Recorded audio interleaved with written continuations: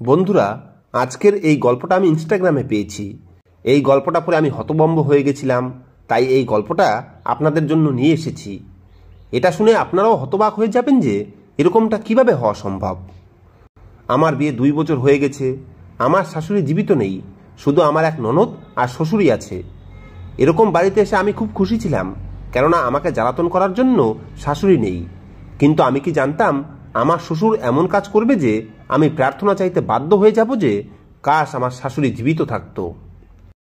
একদিন আমি আমার শ্বশুরের জামা কাপড় ধুচ্ছিলাম, তখন তার পকেটে একটা অদ্ভুত জিনিস অনুভব হলো। এমনিতেও আমার অভ্যাস ছিল যে কাপড় ধোয়ার আগে চেক করে নিতাম, কিন্তু হয়তো এটা আমার সবচেয়ে বড় ভুল ছিল। আমি তাড়াতাড়ি করে সেই জিনিসটা বাইরে বের করলাম, আর সেই জিনিসটা আমার হাত থেকে পিছলে গেল, আর সঙ্গে সঙ্গে আমার মুখে হাত চাপা দিয়ে দিলাম। ননদ পাশেই বসেছিল, সে আমাকে চমকে উঠতে দেখে তাড়াতাড়ি করে আমার কাছে চলে এলো, তাই আমি সঙ্গে সঙ্গে সেই জিনিসটার উপরে কাপড় রেখে দেই। ও জিজ্ঞেস করলো, কি হয়েছে, তুমি কি এমন দেখে নিয়েছো যে চমকে উঠলে? আমি বললাম, তোমার বাবার পকেট থেকে খুবই অদ্ভুত একটা জিনিস বেরিয়েছে। সব কিছুরই একটা সীমা আছে, আর সে এই বয়সেও এসব কাজ কিভাবে করে বেড়াচ্ছেন। ননদ বলল, কি হয়েছে আগে সেটা তো বলো। তখন আমি সেই জিনিসটার উপর থেকে কাপড় সরিয়ে নিলাম। এটা একটা কন্ডোমের প্যাকেট, যেটা দেখেই আমার ননদ মুখের উপরে হাত রেখে এক সাইডে সরে গেল। আমি বললাম, তুমিই বলো, এখন তার বয়স আছে এইসব করার। তখন ননদ বলতে লাগলো, তোমাকে বলছি এর পিছনের রহস্য কি। যখন ননদ বলল যে এর পিছনে কোনো রহস্য আছে, তখন আমি হতবাক হয়ে গেলাম। এরপরে আমি বললাম, বলো কি এমন রহস্য আছে। তখন আমার ননদ আমাকে এমন একটা কথা বলল যে আমি আমার কানের উপরে হাত লাগিয়ে নিলাম, কেননা আমার নাম বিনা। অজয় নামে একটা ছেলের সাথে 3 বছর আগেই আমার আশীর্বাদ হয়ে গেছে, কিন্তু এখন অবধি তারা বিয়ের দিন ঠিক করছিল না। তাদের বিভিন্ন বাহানা ছিল। কখনো বলতো আমরা বাড়ি বানাচ্ছি, তো কখনো বলতো যে আমাদের কাছে টাকা পয়সা নেই, তাই আমরা বিয়ের জন্য রেডি হতে পারছি না।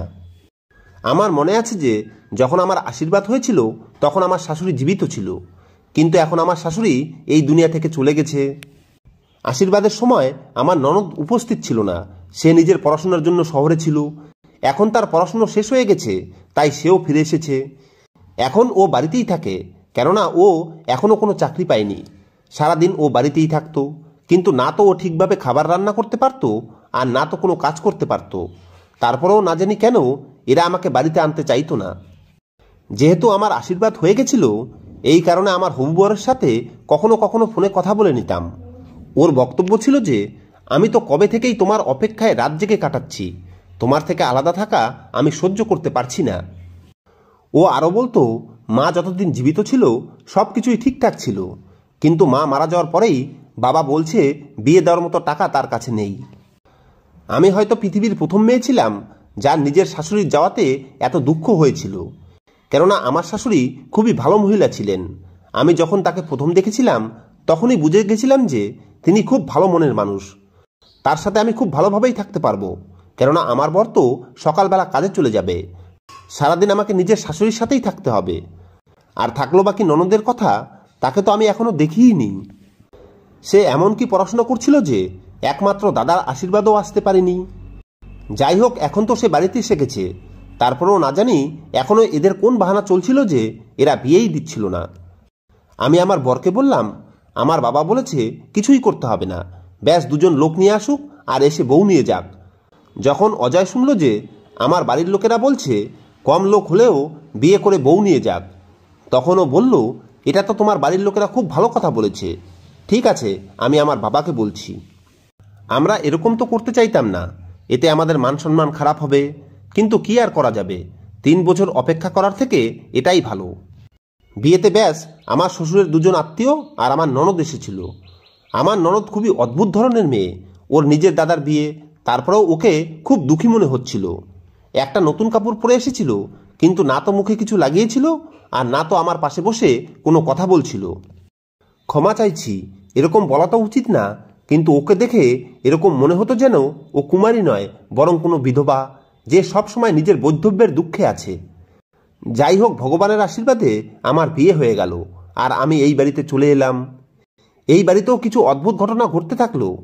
আমার শ্বশুর কি কাজ করতো এই ব্যাপারে আমি জানতাম না, সে কখনো একটা কাজ করত তো কখনো অন্য। আমার ননদ সারাদিন ভীত সন্ত্রস্ত হয়ে বাড়ির মধ্যে এমনভাবে ঘুরত যেন এখনই কেউ দরজা ভেঙে ঘরের মধ্যে এসে বাড়িতে যা কিছু আছে সব লুট করে নিয়ে যাবে। ননদ আমার সঙ্গে শুধু কাজের কথাই বলতো, অন্য কোনো কথা বলতো না। যদি কখনো আমি রেগে ওকে কিছু একটা বলেও দিতাম তাহলেও ও আমার কথার উপরে কোনো কথা বলতো না। বাড়িতে যখনই শ্বশুর পা রাখত আমার ননদের মুখ সাদা হয়ে যেত, যেন ভয় পাচ্ছে। না জানি কেন ও আমার শ্বশুরকে এত ভয় পেত। তার আসার সাথে সাথে ঘরের মধ্যে চলে যেত, আর যা সে বলতো তাতেই হ্যাঁতে মাথা নাড়াতে থাকতো। যখন আপনি জানেন যে আপনার একটা ননদ আছে তখন আপনি এটা ভাবেন যে তার সাথে হয়তো আপনার সময় খুব ভালো কাটবে, কিন্তু আমার ননদের সাথে এরকম কোনো ব্যাপারই ছিল না। সে দেখতে তো সুন্দরী আর যুবতীও ছিল, কিন্তু না জানি কেন আমার এরকম মনে হতো না। যখন আমার মনে হতো যে এর সাথে আমার ঝগড়া হবে, কিন্তু তখনও কোনো ঝগড়া হতো না। যাই হোক, ঝগড়া না হোক, মানুষের তো নিজেদের মধ্যে মিল মোহব্বত থাকে, কিন্তু ওর সাথে আমার এরকম কিছুই ছিল না। ব্যাস ও নিজের দুনিয়াতে উদাস হয়ে থাকতো। সকালে সবাই যেহেতু কাজে চলে যেত, তাই আমি ভেবেছিলাম চলো বাড়িতে যখন একটা মেয়ে আছে তখন তার সঙ্গে বসে গল্প করি। আর এমনিতেও তো ননদ বৌদি একে অপরের সঙ্গে হাসি মজা করে, যদি একে অপরের শত্রু না হয়। কিন্তু আমাদের মধ্যে এরকম কোনো ব্যাপারই ছিল না। আমার বর আর শ্বশুর কাজে চলে যাওয়ার সঙ্গে সঙ্গেই আমার ননদও ঘরের মধ্যে চলে যেত। এরকম তো আমি ভাবতাম যে আমরা বসে একসাথে গল্প করব, আর ও হয়তো নিজের দাদার ব্যাপারে পুরনো কোনো কথা বলে হাসি মজা করবে। কখনো আমরা ফুচকা খেতে যাব, তো কখনো মার্কেটে যাব। কিন্তু এখন আমার এরকম মনে হতো যে আমার ননদের আত্মা শুকিয়ে গেছে। ওর কোনো ব্যাপারেই কোনো আগ্রহ ছিল না, কোনো জিনিসেরই কোনো শখ ছিল না, যদিও ও একটা যুবতী মেয়ে। আমার ননদ আমার শ্বশুরকে খুব বেশি ভয় পেত। সে যা বলতো তাই মেনে নিত। তার বাড়িতে আসার আওয়াজ শোনার সাথে সাথে ভয় পেয়ে নিজের ঘরের মধ্যে চলে যেত। মনে হয় ছোটবেলা থেকেই তাকে ভয় পায়। কিন্তু কারো যদি একটা মেয়ে হয় তাহলে সে তো তাকে খুব আদর যত্নে বড় করে, খুব ভালোবাসে। শ্বশুর কেন ওকে ভয় পাওয়াতো? আমার শ্বশুরকে তো আমার স্বামী ভয় পায় না। আমার ননদ অদ্ভুত রকমের মানুষ। না জানি কোন অসুবিধার মধ্যে ছিল যে ওর কোনো জিনিসেই না তো খুশি আর না তো দুঃখের অনুভব হতো। আমার বরের কাজ এমন ছিল যে সে কখনো কখনো রাতের বেলাও বাড়ি থেকে গায়েব থাকতো। আমার বিয়ে 2 বছর হতে যাচ্ছে, কিন্তু ভগবান এখন অবধি কোনো সন্তান দেয়নি। ডাক্তারের কাছেও চেক করিয়েছিলাম, কিন্তু ডাক্তার বলেছিল কোনো অসুবিধা নেই, ব্যাস নর্মাল কারণেই দেরি হচ্ছে।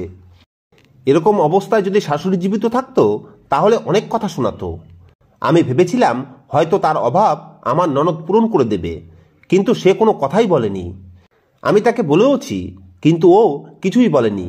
ও শুধু বলেছিল ভগবান সব ঠিক করে দেবেন, ব্যাস এটুকু বলেই ও চুপ হয়ে গেছিল। আমাদের যেহেতু কোনো প্রবলেম ছিল না, তাই চিকিৎসা করানোর কি দরকার। দিন এভাবেই কাটছিল। আমার বর খুব ভালো ছিল, রাতের বেলা দেরি করে আসতো, কিন্তু তারপরেও কিছু সময় বসে ভালোবেসে কথা বলতো। এতে আমার সারাদিনের ক্লান্তি দূর হয়ে যেত। কখনো কখনো তাকে বলতাম তোমার বাড়ির লোকেরা খুবই অদ্ভুত। তখনও বলতো মায়ের যাওয়ার পরেই এরকম হয়ে গেছে। পাড়াতে আমার ননদের কোনো বান্ধবী ছিল না, আর আমাদের বাড়িতে কোনো আত্মীয় স্বজনও আসতো না। আমি ভাবতাম এই বেচারির কি অপরাধ যে তাকে এরকমভাবে থাকতে হয়। এখন যখন পড়াশোনা শেষ করে নিয়েছে তখন এর বিয়ে দিয়ে দেওয়া উচিত, কিন্তু যখনই ননদের বিয়ের নাম নিতাম তখনই আমার শ্বশুর চিৎকার চেঁচামেচি জুড়ে দিত। একদিন আমি আমার বরকে বললাম তুমি বাবার সাথে কথা বলো, কেননা যখন আমি বলি তখন তিনি বলেন যে না, এখনই আমি এর বিয়ে দেব না। 25 বছর হয়ে গেছে ওর, আর কবে বিয়ে দেবে? আমাকে দেখো, আমার বিয়েতে 3 বছর তোমরা নষ্ট করেছ। বিয়েও 2 বছর আগে হয়ে গেছে, তারপরেও এখন আমি 29 বছরের। মেয়েদের বিয়ে যত তাড়াতাড়ি হয়ে যায় ততই ভালো। এখনও চাকরিও করে না, বেচারা সারাদিন উদাস হয়ে থাকে। এখন কেউ কি তার নিজের মুখে বলবে যে আমার বিয়ে দিয়ে দাও? আমি আমার বরকে বোঝালাম যে যুবতী মেয়েদেরও বিয়ে করার ইচ্ছা হয়। এটা তো জানো যে ভগবান সব মানুষকে একই রকম বানিয়েছে, আর সবারই একজন পার্টনারের দরকার। এখনও নিজের মুখে তো বলবে না যে দাদা আমার বিয়ে দিয়ে দাও, আর এই বাড়িতে তোমার মাও নেই, আর আমার সাথে এখন অবধি এত ভালো বন্ধুত্ব হয়নি যে ও আমাকে বলবে আর আমি তোমাদেরকে সেটা বলবো। কিন্তু এইটুকু জিনিস তো তোমাদের বোঝা উচিত। এরকম অনেক বাড়িতেই হয় যে যুবতী মেয়েদেরকে বাড়িতে বসিয়ে রাখা হয়, তাদের ঠিক সময় বিয়ে দেওয়া হয় না, আর যখন তাদের বিয়ের বয়স পার হয়ে যায় তখন তারা খারাপ কাজে যুক্ত হয়ে পড়ে। আর যদি খারাপ কাজ নাও করে তাহলেও তারা খুব অস্বস্তিতে থাকে, তাদের মনে কোনো খুশি থাকে না। তোমার বোনকেও আজ অবধি আমি খুশি দেখিনি। তোমার বিয়েতেও ওর মুখে উদাস ভাব ছিল। একমাত্র দাদার বিয়েতে তো সবাই খুব খুশিতে থাকে, নাচে গায়ে সেজেগুজে আনন্দ ফুর্তি করে, কিন্তু ও তো শুধুমাত্র একটা নতুন কাপড় পরেছিল, বাকি মুখেও কিছুই লাগায়নি। আমাদের আত্মীয়রাও বলেছিল যে এর কি হয়েছে যে এ এরকমভাবে এসেছে, এ অসুস্থ নাকি? তখন আমিও বলে দিয়েছিলাম যে হ্যাঁ অসুস্থ। আমার বরের এই কথাটা মনে ধরে, তাই সে বলল, ঠিক আছে আমি কথা বলছি, তুমি চিন্তা করো না। ও গেল তো কথা বলতে, কিন্তু এই কথা নিয়ে আমার শ্বশুরের সাথে ওর ঝগড়া বেঁধে গেল। আমি আওয়াজ শুনেই বাইরে এসে শুনলাম আমার শ্বশুর বলছে, আমি মেয়ের বিয়ে এখনই দেব না, যদি মেয়েকে বিয়ে দিয়ে দেই তাহলে আমার বাড়ি ফাঁকা হয়ে যাবে।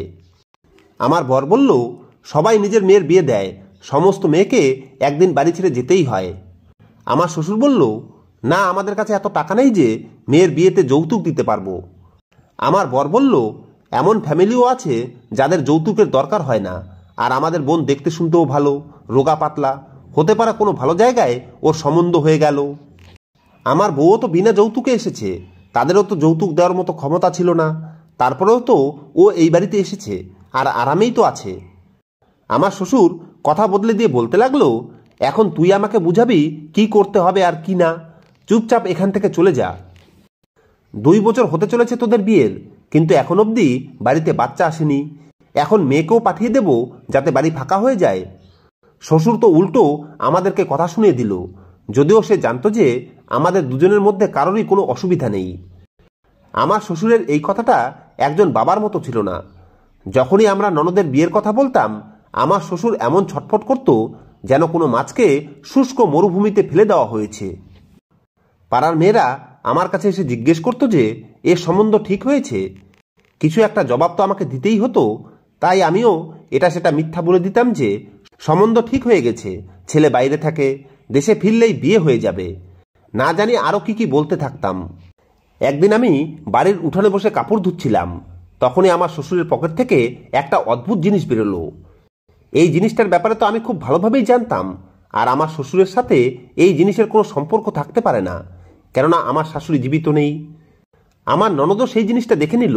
যখন আমি ওকে জিজ্ঞেস করলাম যে এসবের মানে কি, তখন ও বলতে লাগলো, আমি কিভাবে জানবো।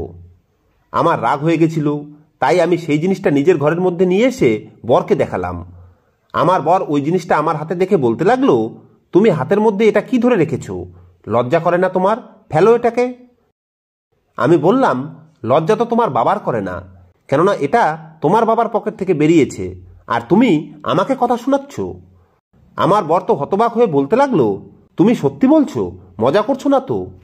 আমি বললাম যে আমি এরকম নোংরা জিনিস নিয়ে নোংরা মজা কেন করব, তোমার বাবার অবশ্যই কোনো চক্কর চলছে, তাই তো সারাদিন বাড়ি থেকে গায়েব থাকে, আর নিজের ছাড়া কারো পরোয়া করে না। মেয়ের বিয়ে দেওয়ার কোনো চিন্তা অবধি তার নেই, মেয়ে বাড়িতে বসে বুড়ো হয়ে যাবে তাতে তার কোনো অসুবিধা নেই, নিজে মস্তিতে লেগে আছে। কেননা আমাদের বাড়িতে তো এই জিনিসের কোনো ব্যবহার নেই, না তো আমাদের কোনো বাচ্চা হয়েছে যে আমরা ব্যবহার করব, তাহলে এই জিনিস তার পকেটে কি করছে? আমার বর মাথায় হাত দিয়ে বসে পড়ল, সে আমার সামনেও লজ্জা পেতে লাগলো।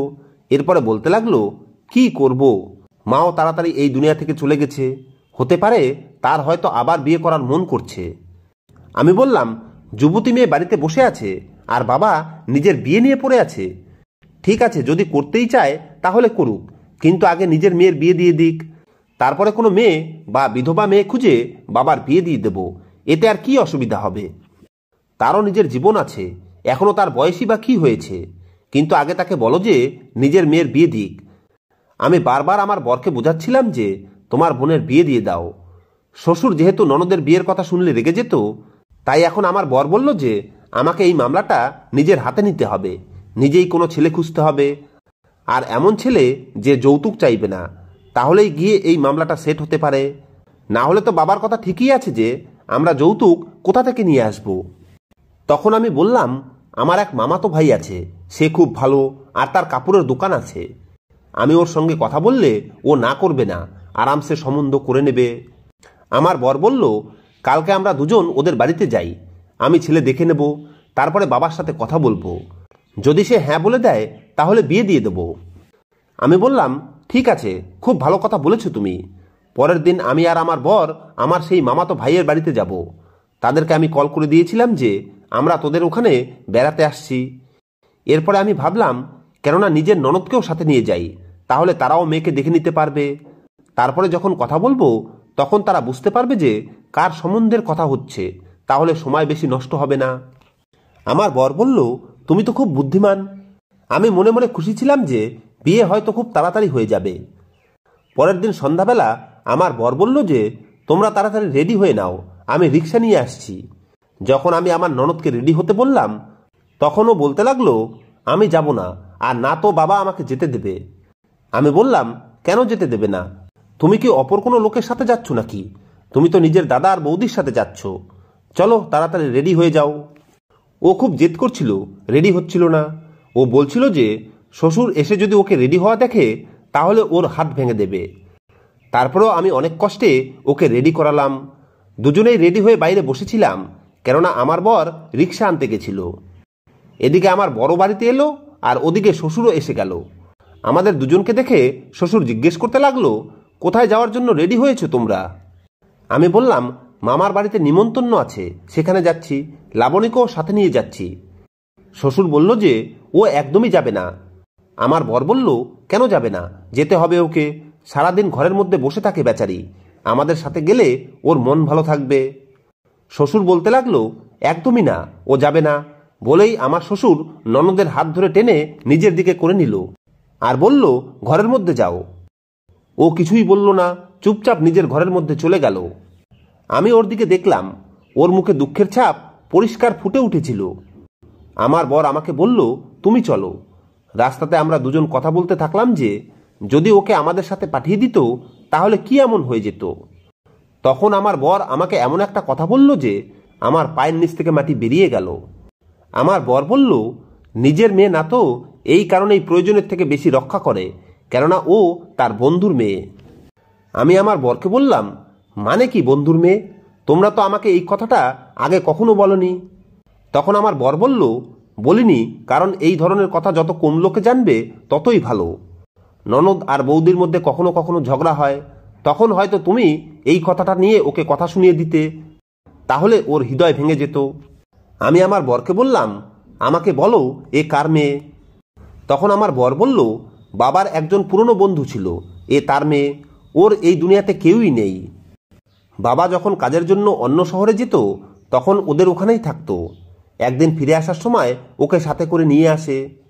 ওর বাবা মা এই দুনিয়া থেকে চলে গেছে, তাই ওকে আমাদের বাড়িতে নিয়ে আসে। এ আমার নিজের বোন না, বাবার বন্ধুর মেয়ে। তোমার সাথে আমার বিয়ে ঠিক হয়ে গেছিল, আর আমি তোমাকে ভালোবাসতেও শুরু করেছিলাম। যদি না হতো তাহলে হয়তো বাবা এর সাথেই আমার বিয়ে দিয়ে দিত, কারণ তার কাছে নিজের বন্ধুর মেয়ের জন্য নিজের ছেলের থেকে ভালো সম্বন্ধ আর কি হতে পারে। কিন্তু আমি কখনোই ওকে সেই নজরে দেখিনি। আমি যখন ওকে একবার বোন বলে দিয়েছিলাম তখন ওকে বোনের চোখেই দেখতাম। বাবাও এই কারণেই প্রয়োজনের থেকে বেশি ওর খেয়াল রাখে, কেননা যদি কালকে ওর বিয়ে কোনো খারাপ ছেলের সাথে হয়ে যায় তাহলে ওর বাবাকে কি জবাব দেবে, এই জন্যই খুব বেশি খেয়াল রাখে। আমি বললাম, কি খেয়াল রাখে? ও তো তোমার বাবাকে দেখে খুব ভয় পায়। তখন আমার বর বলল, ভয় পায় না, লজ্জা পায়, কেননা এই বাড়ি ওর নিজের নয়। আমি বললাম, কথা তো তোমার ঠিকই আছে। এরপরে আমার বর বলল, তুমি ওর সাথে এই ব্যাপারে কোনো কথা বলো না, না হলে ও ভাববে যে আমরা ওর কাহিনী একে অপরকে শুনিয়ে বেড়াচ্ছি, আর এটা ওর ভালো লাগবে না। এখন আমি বুঝতে পারছি যে কেন আমার ননদ শ্বশুরকে এতটা ভয় পায়। তার কোনো কথাতেই না বলে না, এমনকি তার সামনে কোনো কথাও বলে না, আর তাকে বাড়িতে আসতে দেখেই টেনশনে পড়ে যায়। এখন টেনশনে টেনশনে আমার ননদের মুখে এমন হয়ে গেছিল যেন রাতভর জাগতে থাকে, চোখের নিচে হালকা কালো দাগ পড়ে গেছিল। হয়তো নিজের বাবাকে মনে করে বেচারি রাতভর কান্না করতে থাকে। কিন্তু তারপরে একদিন এমন একটা জিনিস হলো যে আমি অন্য কিছু ভাবতে বাধ্য হয়ে গেলাম। আমার ননদ কোনো কাজ করতো না, আর না ওকে আমি কোনো কাজ করতে দিতাম। ওকে বলতাম, তুমি নিশ্চিন্ত হয়ে আরাম করো। একদিন আমি আমার ননদের ঘর পরিষ্কার করছিলাম, তখন ওর বিছানার উপরে আমি এমন একটা জিনিস পড়ে থাকতে দেখলাম যে আমার পায়ের নিচ থেকে মাটি বেরিয়ে গেল, কেননা এটা তো সেই জিনিস যেটা আমার শ্বশুরের প্যান্টের পকেটে আমি পেয়েছিলাম। এখন সেই জিনিস আমার ননদের ঘরে ওর বিছানার উপরে পড়েছিল। এটা দেখে আমার মুখ হা হয়ে গেল, কেননা কিছু না কিছু গল্প তো অবশ্যই আছে। এরপরে আমি আমার শ্বশুরের ঘরে গেলাম, তার ঘরেও আমি একই জিনিস দেখতে পেলাম। এসব হচ্ছেটা কি? আমার বরকে হয়তো বোকা বানানো হচ্ছিল, কিন্তু পুরুষদের সঙ্গে কথা বলার আগে আমাকে এই কথাটা আমার ননদের থেকে জানতে হবে। একমাত্র ওই আমাকে বলতে পারবে যে ঘটনাটা কি।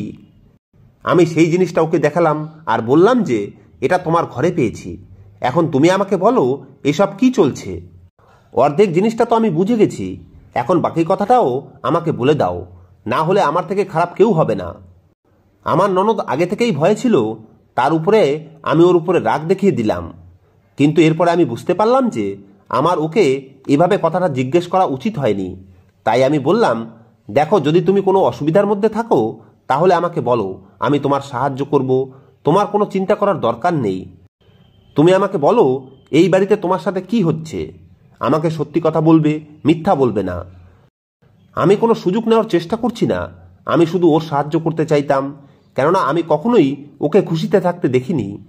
যদি ওর সাথে এই বাড়িতে কিছু খারাপ হয় তাহলে আমি ওর সাহায্য করতে পারবো, কেননা আমার বড় খারাপ মানুষ না। আমি যদি ওকে বলি তাহলে ও আমার সাহায্য অবশ্যই করবে।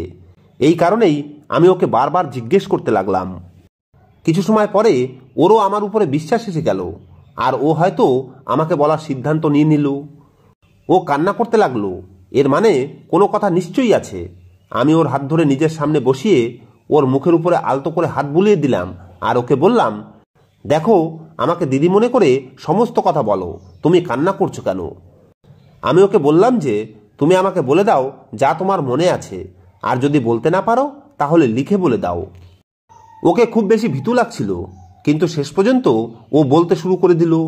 আর তারপরে ও আমার কানের কাছে মুখ এনে এমন কথা বলল যে আমার পায়ের নিচ থেকে মাটি বেরিয়ে গেল আর আমার চোখে জল চলে এলো। এরপরে লাবণী নিজের ঘরে গেল আর ও একটা কাগজের টুকরো এনে আমার হাতে দিল আর বলল যে এটা সমস্ত কিছুর প্রমাণ, এটা ছাড়া তোমার উপরে কেউই বিশ্বাস করবে না।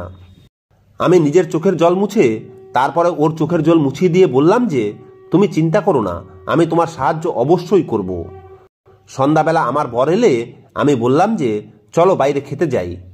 আমার বর বলতে লাগলো, খাবার তো বাড়িতেই রান্না করে রেখেছো, তাহলে বাইরে খেতে যাওয়ার মানে কি?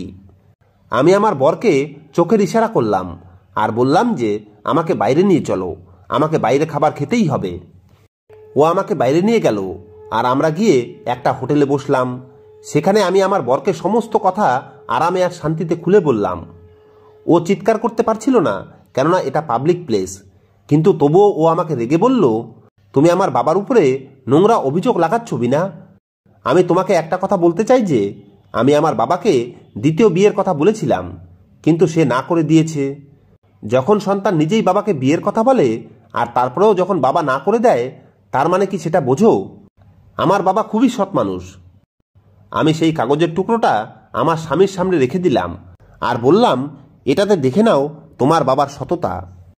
এটা একটা ডাক্তারের রিপোর্ট, যেটা অনুসারে আমার ননদের অ্যাবর্শন করানো হয়েছিল, আর অ্যাবর্শন যে করিয়েছিল সে অন্য কেউ নয় বরং আমার শ্বশুর। এটা দেখে আমার বরের মুখ হা হয়ে গেল, কিন্তু আমি ওকে নিচু দেখাতে চাইতাম না। আমার তো শুধু এই জিনিসটা নিয়ে রাগ হচ্ছিল যে একটা মেয়ের সাথে এরকম করা কি ধরনের মনুষ্যত্ব। ডাক্তারের রিপোর্টে হাজব্যান্ডের জায়গায় শ্বশুরের নাম লেখা ছিল। আমার বর অবাক হয়ে গেল। তারপরে আমি সমস্ত কথা তাকে বললাম। আমি বললাম যে তোমার বাবা এই মেয়েকে অবশ্যই নিয়ে এসেছিল, কিন্তু মেয়ে বানিয়ে নয় বরং বউ বানিয়ে। সে এই মেয়েটাকে বিয়ে করে নিয়ে আসে, কিন্তু তোমার কাছে এই কথাটা লুকিয়ে রাখে। আর এই মেয়েটা প্রথম দিন থেকেই তোমার বাবাকে বিয়ে করতে চাইতো না, কেননা এ তো তোমার বাবাকে নিজের বাবার মতো মনে করত। তোমার বাবা তো বিয়েও ধোকা দিয়েই করেছিল। ওর মৃত বাবার সামনে তোমার বাবা কথা দিয়েছিল যে একে নিজের মেয়ে বানিয়ে রাখবে, কিন্তু পরে তোমার বাবার উদ্দেশ্য খারাপ হয়ে যায় আর একে বিয়ে করে নিজের সাথে এ বাড়িতে নিয়ে আসে। আমার বর এসব কথা শুনে হতভম্ব হয়ে গেল। আমি বললাম, তোমার বাবা একে ধোকা দিয়ে বিয়ে করেছে, আর এখন তো একে খুব মারেও। তোমার বাবা এর থেকে সন্তান জন্ম দিতে চায় না, কেননা তাহলে সমাজের লোকেরা তোমার বাবার চরিত্র জানতে পেরে যাবে। এখন তুমি বোঝো তোমার বাবার সাথে, কিন্তু এই মেয়েটার সাহায্য করো, বেচারি খুব কষ্টে আছে। আমার বর একটা শব্দও বলল না, চুপচাপ যেন নিজের রাগ নিজের মধ্যে চেপে নিল। পরের দিন ও আমার শ্বশুরের পরোয়া না করেই লাবণীকে বাড়ি থেকে বের করলো আর আমাকেও সাথে নিয়ে সেই হোটেলেই ফিরে এলো। লাবণী আমাদের সামনে বসে আমার স্বামী ওকে বলল, আমি সব কিছু জেনে গেছি, যদি তুমি আগে কথা বলতে তাহলে আমি তোমার সাহায্য করতে পারতাম। যাই হোক, এখন তোমার কাছে শেষ সুযোগ আছে, এরপরে তুমি আর সুযোগ পাবে না। আমাকে শুধু এক লাইনে পরিষ্কার করে বলে দাও যে তুমি এই লোকটার সাথে থাকতে চাও কি না।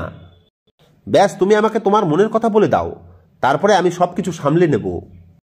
এটা খুব ভালো ছিল যে আমার স্বামীও আমার কথা মেনে নিয়েছিল আর ওই মেয়েটার সাহায্য করার জন্য রেডি হয়ে গেছিল। কিন্তু যতক্ষণ অবধি লাবণী নিজে আমাদের সাথে না দাঁড়াবে, আমাদেরকে না বলবে যে ও কি কি সহ্য করছিল, যতক্ষণ অবধি ও বয়ান না দেবে ততক্ষণ অবধি আমরা ওর সাহায্য করতে পারবো না। ওকে শক্ত সামর্থ্য হতে হবে। যদি ও শক্ত সামর্থ্য না হয়ে শেষ অবধি ভয় পেয়ে যায় তাহলে কেস দুর্বল হয়ে যাবে। যাই হোক, শেষ অবধি ও শক্ত হলো আর বলল, আমি এই অসভ্য লোকটার সাথে থাকতে চাই না। আমার বর ওর মাথার উপরে হাত রাখলো আর ওকে বলল, এখন আমরা সব কিছু সামলে নেব। এরপরে আমার বর লাবণীকে আমার হাতে দিল আর বলল, যতদিন এই সমস্যা চলছে তুমি একে নিজের ঘরেই রাখবে, আমি বাইরে ঘুমিয়ে যাব। একে বাবার কাছে একদমই যেতে দেবে না, যাতে সে আবারও এর উপরে হাত উঠাতে না পারে। এরপরে বাড়িতে এসে আমার বর আমার শ্বশুরকে সব কিছু বলে দিল আর বলল, আমরা লাবণীর হয়ে তোমার বিরুদ্ধে ডিভোর্সের কেস ফাইল করব। যদি তুমি নিজেই ওকে ডিভোর্স দিয়ে দাও তাহলে তোমার জন্য খুব ভালো হবে, না হলে এই কথাটা সারা দুনিয়ার লোক জেনে যাবে। আমার শ্বশুর তো ষাঁড়ের মতো চিৎকার করে উঠল আর বলল, করে নাও যা করতে পারো। আমার বর লাবণীর সাহায্য করল আর শ্বশুরের উপরে কেস করে দিল। যখন মেয়ে বলে দিল যে এই লোকটার সাথে সে থাকতে চায় না, তখন কোনো কথারই কোনো পার্থক্য পড়ল না আর এদের দুজনের ডিভোর্স হয়ে গেল। এরপরে লাবণী বলল, আমার এক মামা আছে, আমাকে তার বাড়িতে রেখে এসো। ওর মামা খুব বৃদ্ধ হয়ে গেছে, কিন্তু মামা ওকে আপন করে নিল আর লাবণীকে নিজের বোনের শেষ চিহ্ন মনে করে কান্না করতে লাগলো। কয়েকদিন পরে লাবণীর মামা একটা ভালো ছেলে দেখে ওর বিয়ে দিয়ে দিল। এখন লাবণী সেখানেই থাকে আর হাসি খুশি জীবন কাটাচ্ছে। আমার শ্বশুর আমাদের সাথেই থাকে আর আমাদেরকে খেয়ে ফেলার মতো চোখে দেখতে থাকতো, কিন্তু কিছুই করতে পারত না। ভগবানের আশীর্বাদে আমারও সন্তান হতে চলেছে।